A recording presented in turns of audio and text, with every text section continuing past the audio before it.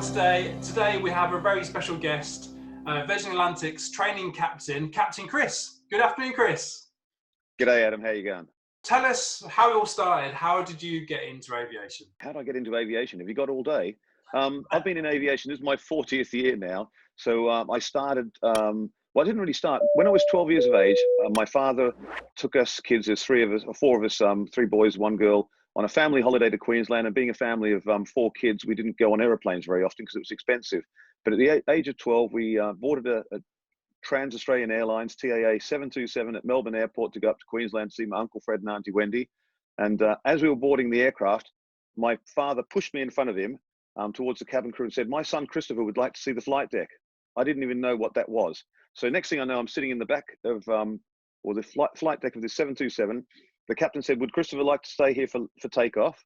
I was all like in awe and shock. And next thing I knew, I was sat down. I was sitting next to the engineer. He was strapping me into this thing called a jump seat. Halfway down the runway, I can't remember anything else from that holiday because I decided that this is really cool and this is what I want to do for a living. So go ahead, many, many years later and decades later, when I was 18, I started my flying training. And by the age of 19, I had a commercial pilot's license. Obviously, at 19 years of age, nobody's going to give a 19-year-old a job because you look too young to fly an airplane. So I grew a dodgy moustache and looked like Freddie Mercury and got some jobs. And there's so many jobs. Again, I did target towing for the Navy with live targets. I used to do flying instruction. I used to do charter flying. I had one interesting job was working for a funeral director, repatriating bodies around Australia. I worked doing night freight. I did anything that could give me flying hours because at that time, the airlines were saying that you need 2,000 to 2,500 hours of flying experience to even get an interview with one of the airlines. And I remember, I always tell people I was on a float plane in a deserted Great Barrier Reef island with a load of Japanese tourists, and I'd flown them out there in this float plane, which sounds idyllic. And I remember looking up in the sky and there was a 727, and I looked at that and I thought, yeah, one day I'll have a real job. And there I was, out on this beautiful deserted island in a float plane on my own, and I didn't realize how good I had it. So yeah, I ended up getting into those airlines. In 1987, I joined Ansett Airlines as a first officer on the F-27. It's a proper museum piece now. I flew with them for 2 years. And they bought this brand new thing called an Airbus A350. You might have heard about them. That was in 1989. We were one of the launch customers. And because I was in the right place at the right time, I was on the A320 in 1989, but I was in the wrong place because there was a large industrial dispute in Australia, which saw 1,647 airline pilots resigning en masse, and 1,100 of us left the country. I was 24 years old then, 23, 24, left the country thinking I'll be back in 6 months, and that was it. I never went back to Australia, obviously, except for holidays to see family. I arrived in a place called England, at an airport called Gatwick Airport, never heard of that before. Within a day, my girlfriend had a job pulling beers in a pub in Hawley, and I got a job at the airport cleaning airplanes airside. It was really funny, actually, the interview. They said to me, "Have you heard of the phonetic alphabet?" I said, "Oh, Alpha, Bravo, Charlie, Delta, Echo." And I went, "Well, this guy knows everything." And they put me in charge of a van driving around the airport. I never told them I was a pilot, but they were quite surprised that I understood how to use a radio and I could listen to the aircraft coming in and saying, "Right, Alpha Juliet's going to stand 545. We'll take a load of cleaners around there." And I got cleaner of the month, a couple of months actually, working for Ogden Allied Cleaners. So I cleaned airplanes for about 6 months while I converted my Australian ATPL across to a UK ATPL. I was lucky enough to then get a job very quickly with Air Europe. So Air Europe gave me a job flying the Fokker 100. It was one of those funny situations. I had the interview on the Thursday, and then on the Monday I was in Amsterdam doing the training. I flew with Air Europe until they went bust 6 months later. That was a bit of a shock. So there I was again, unemployed in the UK, in a different country now. So I picked up some contract work. I got a job with KLM City Hopper flying the Fokker 100 for them. Another contract through Park Aviation with Swiss Air flying the Fokker 100 with them. I then picked up a job flying the 320 again with Euro Cypriot. And that was 2.5 years living in Cyprus, in Larnaca, on the beach. Fantastic experience. My girlfriend got a job as a flight attendant with them, and we loved that job. But it was a contract job. After that, I got another contract job with Air Lanka, Sri Lankan Airlines. And eventually, I saw in a Flight International magazine that Virgin Atlantic, who I'd previously applied to, were buying A340s.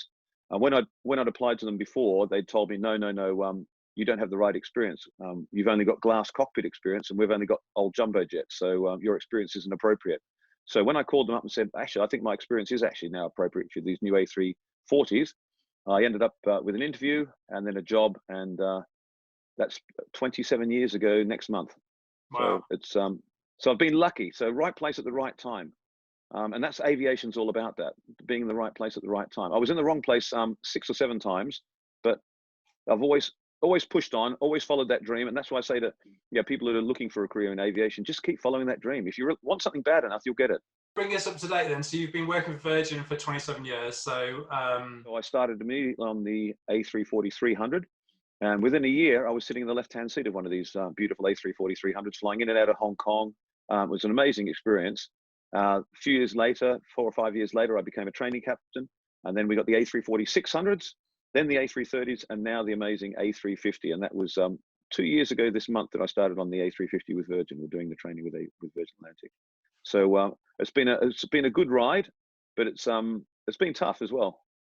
Is now the toughest time, you think, or has there been a particular experience or a period of time that has been worse than this? That's really good. Obviously now is the toughest time ever, but we didn't know that when it started last March, did we? When all this started happening about March, April time, we thought, oh, this is another thing. Aviation's been through, September 11th, we've been through the credit crunch, we've been through the volcanic ash, we've been through the London terror attacks, and every single time aviation had a setback. But this is, they keep using the word unprecedented, because it's just gone on so long. We've never seen anything like this, and we never expected anything like this. In fact, even now, I could say to you, Adam, when's it going to stop? I don't know yet. I think, we all keep saying we see the light at the tunnel, and yes, we've gone into another year, and it all seems to be very much the same as last year. But I think we're just getting to the peak of that mountain. We will get there. It's just that we've got a little bit further to go. It's a little bit tougher right now, but we are getting there. The vaccinations are being done at the moment, but it's going to be slow. Having a vaccination doesn't mean that this is going to go away. We just need to keep pushing ahead. We're going in the right direction, but I do really think the question, aviation will bounce back. It's bounced back before, and it's bounced back bigger every single time. Yes, this has been a long, drawn-out pandemic, but I think aviation will come back. It'll just come back slower, but it will come back just as strong. People still need to see loved ones. People still need to do business deals, and people definitely need a holiday after this. So it will come back. Well, I think you've been doing an amazing job for Virgin, promoting, the aircraft, the brands, and giving, aviation lovers like myself and thousands of others an insight to what it's like on the A350. I mean, it looks a beautiful aircraft, and obviously, you're lucky to be still flying it all over the world. For cargo reasons, but what is it like to fly at the moment in terms of, in terms of COVID? Do you have to quarantine? Do you have any certain protocol that you need to follow more than you would normally? Is there anything different from an operational point of view? It's actually it's very, very different indeed, Adam, and that's probably the hardest part of the job at the moment, is trying to stay safe. I mean, we all say stay safe, hashtag stay safe. But staying safe is not as easy as it sounds. It means every time you get on a train or something, you got to use your hand sanitizer. I wear my mask from the moment I leave my hotel room to when I get into the next hotel room. I've just spent 4 days in the simulator, and simulator training is difficult at any time. But when you're in the briefing business and you've got the mask on and you're trying to do a briefing and they're trying to understand you, and then you're in the simulator and you are always leaning forward. And so the guys have to have their mask on. You've got to have your mask on. Obviously, we can't wear headsets because then there's a risk there as well. And we need to sanitize the microphones, and I have to transmit with a microphone so they can hear me, but they have to yell back with it. It's not ideal, but we've struggled through the situation to get the training done and to get our pilots back from furlough so that they can be ready for when aviation does return. But yeah, it's tricky, and it's I don't want to say depressing. I'm not depressed about it, but getting on a train in central London and being the only person in the carriage, you think this is not right. And I've posted on there about, feeling like I'm in a zombie apocalypse, just doing my day-to-day job. I know I'm a key worker, and airplanes need to keep flying to fly, the vaccines around the world and medical supplies around the world, but it's not easy doing so. And you have to be very cautious all the time. You're always conscious of catching the virus. If I was to catch a virus, I would think that I failed. It's like that I've let the team down as well, that I wasn't taking every precaution I possibly could. So tomorrow morning I'll be at the airport. Tomorrow morning I'll have another COVID test to check that before I go on board the airplane that I've got a negative result. And then flying across the Atlantic, we just got to be super careful. There'll be no passengers, but there'll be myself, the co-pilot, and and a cabin crew member to look after the cabin, and that's the three of us. But we're dealing with lots of people, like the traffic officer. We're dealing with the loaders, the fuelers, and people like that. So it's all masks on. It's all, being careful what you touch, and hand sanitizer, and you just got to be precautious. Hashtag stay safe, and just we've got to look after each other. What would you do if you could do anything? What do you think the aviation sector needs? Is it getting enough support by the government? I know these are big questions, but you're quite at the limelight of everything in terms of what from an operational point of view. Is there anything that you think that the sector needs, in particular from a UK perspective?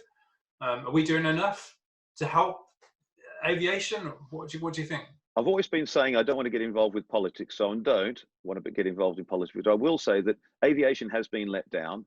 Buses are still running, trains are still running. The government's supporting those as a transport, but aviation is still a transport sector, and aviation is just being ignored. It seems like we're being ignored, and it's only now they're starting to say, "Oh, we've got to check people coming in. We've got to check people coming out." That wasn't part of the deal. So I'm not going to go down the political route. I'm just saying that the government's not really doing enough for aviation, and they really need to do more, because it is an essential service. We do need to get those vaccines out. We are one of the countries that have 3 vaccines, and those vaccines need to go out to people, and we need people flying back and forth to support that. So come on, help aviation. We really need aviation to get some support. Really, the reason why we've met today is because of one Instagram post, right? So tell me how that started, and tell me a bit of background. And the buy airline tickets like you bought toilet paper. That was an interesting one. So here I was, March the 15th. I arrived back at my home in France. That's where I live, southwest of France. And the first month of lockdown was actually a bit of fun. I thought this is like a 3 months holiday. The company was still paying me because nobody knew what was going on. And I thought it's great to spend a bit of time with my family at home. Although at the end of that first month, things were looking a bit dire. It was looking like this actually might go on for a little while. This might affect my career. It might affect my job. And I started thinking, do I really want to retire from aviation like now? And so I thought, no, we can promote aviation. So there's a guy on Instagram called the Dude with a Sign. He's always holding up a cardboard sign. And my son, my 20-year-old son, was saying, oh, that's a bit of fun. And he said, why don't you do one in your captain's uniform, holding up a sign saying, and I said, what? And he said, well, and we just did a little brainstorming at home. And he said, why don't you tell people to buy airline tickets? And I saw another pilot, Pilot Charlotte, if she's watching, had held a similar sign that said to buy flying tickets or something like that. But she was wearing just a nice dress, and she was in the street where she lived. And I thought, no, we need to make an impact. So I did buy airline tickets like you bought toilet paper, with an airline captain. It wasn't me, it was Captain Chris, and it wasn't even Captain Chris, it was just an airline captain with his Ray-Ban sunglasses on, with a bright blue sky in the background. And funny that to achieve that, I had to lean forward on my son's skateboard ramp, leaning forward so that he could capture the big bright blue sky with no background in it. So it had a bigger impact. And then he had a friend around who threw the toilet paper up into the sky while he took it was actually a video, a 4K video, and then we just edited it and took out one frame from that little video where you could read the sign and you could see the toilet paper. And that went, as they say, viral. Bad word this year, but it went all around the world because it resonated with people. It said, okay, here's a pilot, he's out of work, he's trying to get back to work, and he needs everybody to help. And you can help by buying some airline tickets, and it's a bit of a fun message, we all went to the supermarkets and saw that the shelves were empty of toilet paper, and we wondered what was going on there. So it was just a fun message to buy airline tickets like you bought toilet paper, and it resonated around the world. And I was contacted by CNN, Fox News, the Australian news networks, the Daily Mirror, all the news networks were contacting it. And it's been really good because it's enabled me to then send more messages out about my airline, Virgin Atlantic. Please buy tickets with all airlines, but especially my airline, because that's the one I work for. Also, support aviation in general, because aviation isn't Captain Chris. It isn't just Virgin Atlantic. It's everybody who has a support staff. The person who makes you your coffee at Nero's at the airport. The person who works in WH Smith's at the airport. They've all lost their jobs. A lot of them have lost their jobs. And we need to support aviation. We need to get these people back in the airports to get you flying to where you want to be. So that was the main reason for it, to get people flying again. I love it. I love the content that you produce. It's so inspirational. And I think you said earlier about, inspiring people to get back into aviation and continue their dream to fly. And some of the reels, Instagram reels that you're producing are so cool. It's really cool. Does your daughter help as well? I think I read a poster a while ago that your daughter has a hand in your Instagram as well. Is that right? My daughter and my son, I'm very, very lucky to have two wonderful kids. I mean, my daughter's 18, my son's 20. My daughter was the one that got me involved with it in the first place. Just over a year ago, she was playing on her phone like teenage girls do. And I said, what are you doing? She said, I'm on the gram, Dad. And I said, gram, what's the gram? And she said, Instagram. And I went, yeah, I've heard of that. And she showed me her phone, and it was all pictures of girls and handbags and fashion. I said, well, I'm not interested in that. She said, no, look, I'll type in Airbus. She typed in Airbus, and there was a load of pictures. Then she typed in A350, and there was A350 photos. And I thought, wow, this is fantastic. I said, stick that on my phone. So she put Instagram on my phone, and I started putting pictures of our brand new A350. And especially when we went up to Glasgow, we did some training in Glasgow with some of our pilots. So I started putting pictures of the cockpit and pictures of takeoffs and landings. And all of a sudden, people really love this. It was only when the pandemic started that I did the buy airline tickets like you bought toilet paper, that I realized that there was a bigger audience that I could speak to, and that was people who were sitting on the ground thinking, when are we going to go flying again? People who did work in W.H. Smiths or Nero's thinking, how's this going to affect my job? And they all started logging into Captain Chris. And I've just kept sending a positive message that, yes, we are still flying. Yes, we will come back. We're all going to be fine. We just got to stay safe. We're going to look after each other. And the only way we can look after each other is by being isolated and just being as safe as we can. Don't have parties. Don't do all these other things that people have done. Just, it's not fun, but learn a language. Spend more time with your kids. Go for a nice walk with the dog, but just stay safe, because I'm out there doing the job and I'm doing it as safely as I can. I've done, I can't remember, countless trips, hundreds of sectors, hundreds of COVID, not hundreds, but many COVID tests, always negative, because I'm being safe. I'm being sensible. And that was the message that I just kept passing. Just stay safe and buy airline tickets like you bought toilet paper. We will come back from this. We will get out. And I've been very lucky with the reels, because my daughter is not my manager, but I call her my manager. She says, yeah, that'll look good. That won't look good. And I run them by them with them. And the music is from my son. My son is actually a film student. He's learning to be a film director. So I'm really lucky to have somebody with that sort of background and knowledge. And his music knowledge is incredible. So most of the music that is on my reels is from him. If you don't like the music, it's probably one that I've chosen. But all the very cool ones are from my son. He's the one that's good. Oh, this track will work well with that. Well, they're super talented. I'm from a media background, and they have been for the last 18 years. So I'm sure they could pretty much walk into any job right now and say, look, I'm responsible for Captain Chris, and they're job. So that's super cool. But going back to Virgin, so just give Virgin a bit of a shout out, really. Which is your favourite destination to fly to when you're flying? When I joined Virgin Atlantic, the A340 was mainly flying to Hong Kong. So I spent all of my 30s and all my 40s going back and forth to Hong Kong. And I know Hong Kong better than anywhere I've ever lived in my life. I know all the streets and where to go to. So I genuinely love Hong Kong. Then when the A350 came in, we started doing more of LAs and JFKs. So I've been flying to LA and JFK. JFK, if you ever want to go to one destination and you've never been to the States before, go to JFK. Just go to New York and spend some time in New York. New York's one of those amazing destinations that summer, winter, autumn, spring, no matter what month you go to JFK or to New York, you'll have a wonderful time there. It's an amazing city. So if you've never been anywhere overseas and you want to start somewhere, go to New York and just spend a week or two in New York, and it'll change your life. It's an amazing place. So I love New York, so I've never been bored there. Love going to LA. That's a crazy city. People are crazy there. Hi, crazy people. Where else? We go everywhere. Johannesburg. I love going to Johannesburg. South Africa is very different from anywhere else in the world. Because it's just unique. When I say unique, the most unique place we used to fly to is Tokyo. I hope we go back there again one day. But that's like visiting a different planet. It's so different to other destinations that we travel to. It's an amazing place. Very, very interesting. So my favorite would be Hong Kong. My next favorite would be New York. What's your favorite approach in terms of flying? The favorite was Hong Kong. The favorite was the famous Kai-Tak curved approach, where we flew in there. But that closed in 1997, so that's long gone. The only other curved approach we get is into New York's JFK Airport, what's called the Canarsie approach. So any pilots out there or people who play flight simulator will know about the Canarsie approach. It's a curved approach similar to the Hong Kong approach, but they normally give it to you when it's blowing a gale and it's snowing.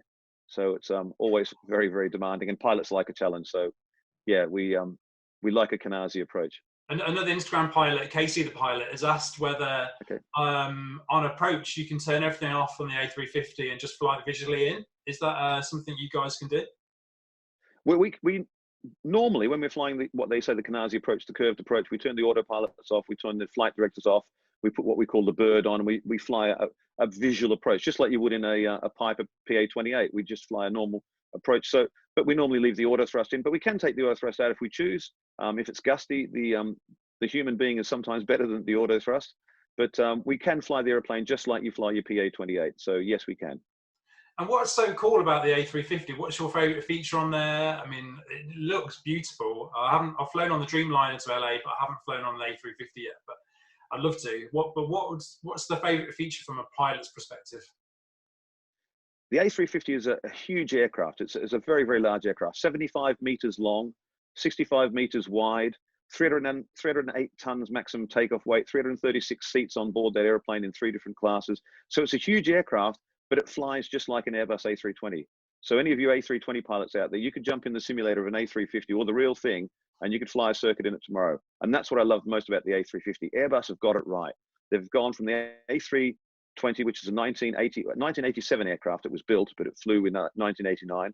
They've taken the same aircraft and they've developed it, they've updated it, yet it still flies very, very much the same. And it's all to do with the flight laws and the architecture of the aircraft, so that any Airbus pilot will be safe flying any Airbus aircraft.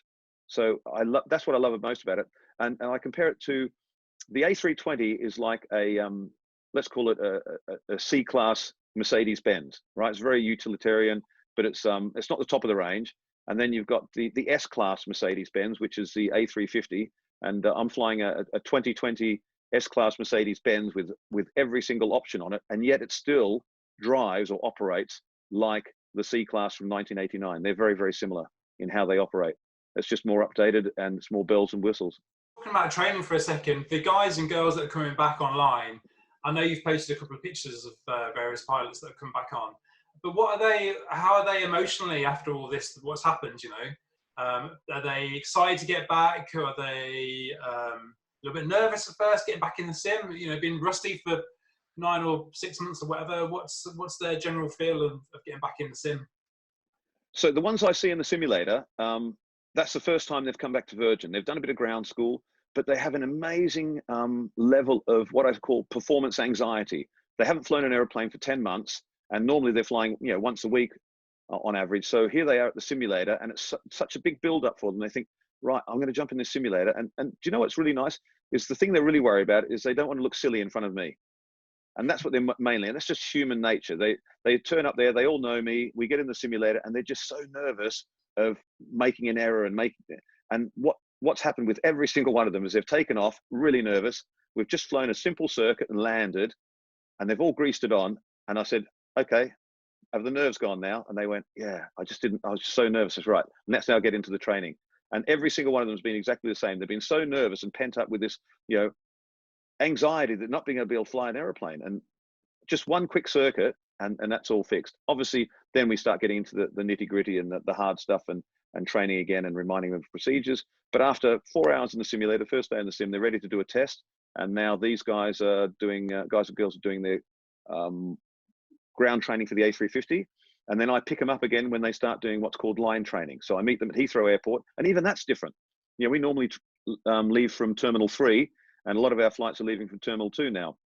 So I actually text them and say, look, I'll meet you at Terminal 2, and I'll take them through security because they've never been there before. It's like their first day back at school. So I show them where they need to go through the airport. I'll go via Nero's because I love going via Nero's. I'm giving a shout out to Nero's, but I love going because the guys there have been there through the pandemic. And I said, g'day, Captain Chris, another 2 coffees today. And I just break it all down and make it fun. We walk out to the aircraft. We get there nice and early because remember, this pilot hasn't actually physically seen the airplane before he flies it. So we do a nice walk around, have a look at the outside of the aircraft, then sit them in the seat, and then we go through the setting up of the procedures. And by the time they get to 30 West across the Atlantic, they're back in the seat, they're back in the job, and they're loving it. And like you said, the anxiety is there until that point, but also they're so happy to be back. They're so glad to be back flying, and they really appreciate it. So it's a lot of emotions going through these pilots' minds at the moment. Yeah, I can imagine. I've personally been furloughed for the last 10 months from my job, and the anxiety around it, it's like a roller coaster. Some days it's great. I mean, I love being with my little girl and my wife and having that family time. It's been so precious, but just from an emotional point of view, not getting up every day and have work to go to or a routine, really. It's all about routine, I think, isn't it? And when you're out of that for so long, the pressure of getting back into it and having 180, 250, whatever people behind you, lives in your hands. It's the anxiety of that, and must be pretty strong. But yeah, I have total respect to all the pilots and cabin crew actually that are affected, because it's not just pilots in this game, is it? Like you said, baggage handlers, people at Neros and Pret and all that type of stuff. There's so many people involved in this industry. But just talking about going back into aviation, if you're a young boy or girl who's thinking about being a pilot, what advice would you give them right now? I get so many DMs on my Instagram account from people like that who are saying, oh, I was thinking about not starting to fly, and I was thinking about, but I would say to every single one of them, and I've mentioned this before, aviation has had downturns, big downturns, massive downturns in the past. And I've had lots of my colleagues who have lost their jobs and had to sell their homes and downgrade their life because of aviation's up and down sort of movement. This has been the biggest downturn we've ever had. It's affected a lot more people's lives, but it will come back. It definitely will come back. And I'm certain of that, because people still need to go and see family and friends. They need to visit family on the other side of the planet. Businesses haven't been able to do proper business meetings. And also, I know that people will say, yes, but Zoom seems to work now, just like this, we're talking to each other. But I don't know you, Adam, and I would get a lot more, if I was doing business with you, I'd get a lot more out of you and you get a lot more out of me if I turned up to where you go flying, and we go flying together in the PA-28, and we do a couple of circuits, and then we go for lunch. And you cannot do that via Zoom, and you cannot trust people via Zoom. Business people need to travel to get that trust and to get that relationship. So the business travel will come back. The family travel is always going to be there.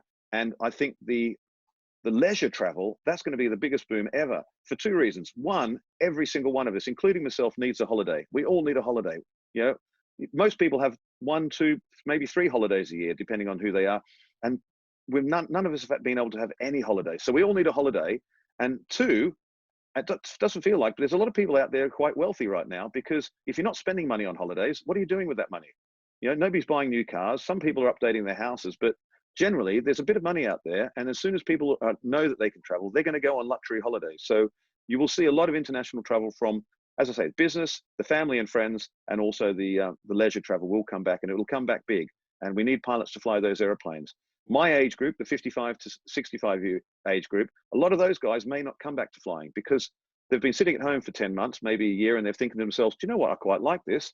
They might be able to take their retirement early. And so you'll find that a lot of pilots have thought they might want to come back. They probably may not come back. You've got the other group, the 35, 45 group. Those people there, a lot of them might have lost faith with flying and found something else to do during this period, and they might not come back. So there is going to be gaps in the market for the people who want to learn to fly and who want to make it a career. And will it be as secure as it is now? Aviation's always had its ups and downs, and you just got to take that. I've rolled with it, and like you say, it's sometimes a roller coaster, but definitely get into aviation. And I think now is, it sounds silly, the best time ever to start a career in aviation, because by the time you're qualified, 18 months to 2 years from now, I really do think there's going to be a pilot shortage. I genuinely think there's going to be a pilot shortage in the world.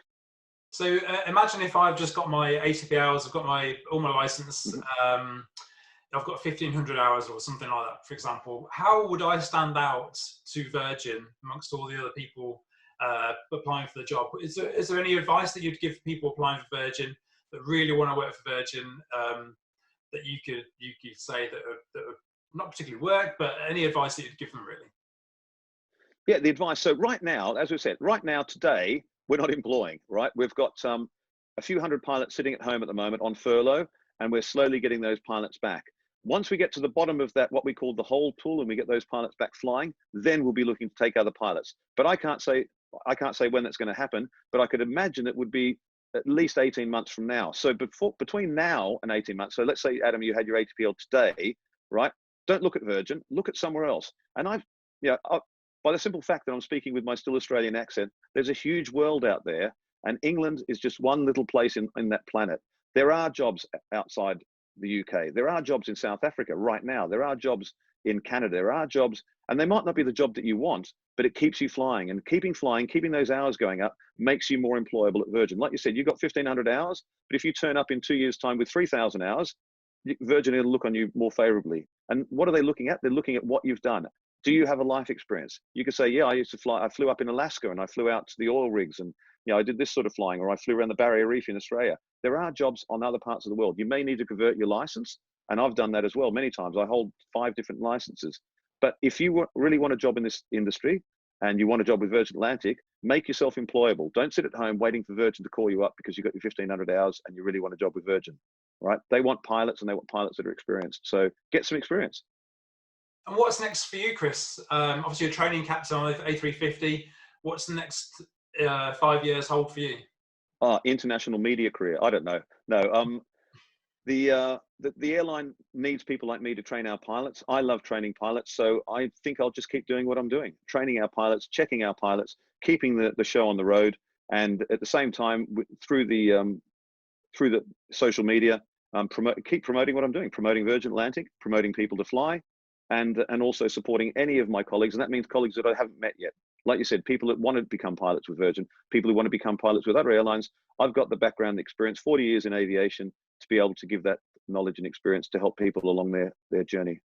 And just out of interest, you probably know that I had my cataract surgery this week. Yes. Have you ever flown with another pilot that's had cataracts before, just out of interest? I can't think of any. No, I don't think of cataracts. I've known other pilots who've had operations on their eyes and they've been worried about their career and their future, but I don't know exactly the specifics of those operations. But if your AME says it's okay for you to fly, it's okay for you to fly. I mean, you need to speak to the experts on that. Well, hopefully I'll be back up and running in a few months' time, and I think perhaps if you need a lift back home to France, we'll take you up in the PA228. We'll do like a little road trip to France, perhaps in the summer when the weather's better. Perhaps, but be fantastic, wouldn't it? It'd take a little while. It's probably quicker than getting to the airport, going through all the security and all that. Yeah, it's probably quicker actually. I would love to get you up in the PA228. You could critique my GA skills and see what you think. Yeah, and you can critique mine. When's the last time you were in a single engine prop? Yeah, I put something on Instagram. I went over to LA and I got invited by Sling Aircraft, and that's an amazing aircraft. I was invited by Sling Aircraft to go and fly their new Sling TSI aircraft, and we took 2 of them. We flew them in formation all the way out to wasn't all the way out. It took about half an hour to get out to Catalina Island, and we landed on this weird strip, an uphill strip in Catalina. And it's the first time I'd ever flown a little aeroplane, and I must admit I didn't do too badly. I mean, I got a bit ground shy. I got very ground shy. When I went through about 50 feet, I thought, oh, runway's just below me. But it was a lot lower than I expected. I felt like I was landing on my bum as we touched down on the runway. And that was a really nice experience flying a light aircraft. So that was the only time in probably 20 years. Wow. And did you, just out of interest, did you learn in a PA-28 or a Cessna? Or? Yeah, I first learned in a PA-28 in 1982, and I went solo in the PA-28. So it's a good aircraft. It's still around today. I was going to ask you a quick question about standby. What do you do when you're on standby? Is there any routines that you have in your hotel room?